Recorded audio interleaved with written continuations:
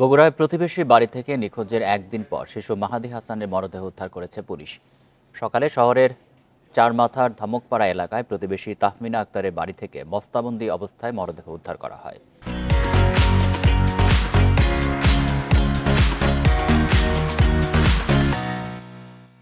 নিহত শিশুর স্বজনদের অভিযোগ, বৃহস্পতিবার সকালে মাহাদি হাসানকে বিস্কুট খাওয়ানোর প্রলোভন দেখিয়ে ডেকে নিয়ে যায় প্রতিবেশী তাহমিনা। এরপর থেকে মাহাদিকে আর খুঁজে পাওয়ায় থানায় অভিযোগ দায়ের করে তার পরিবার। পরে ভোরে স্থানীয়রা তাহমিনার ঘরে শব্দ শুনে তাকে ডেকে নিয়ে বিভিন্ন প্রশ্ন করলে সে পালিয়ে যাওয়ার চেষ্টা করে। পরে স্থানীয়রা তাকে আটক করে পুলিশের কাছে সোপর্দ করে। তবে কী কারণে শিশু মাহাদিকে হত্যা করা হয়েছে এ নিয়ে কোনো তথ্য দেয়নি পুলিশ।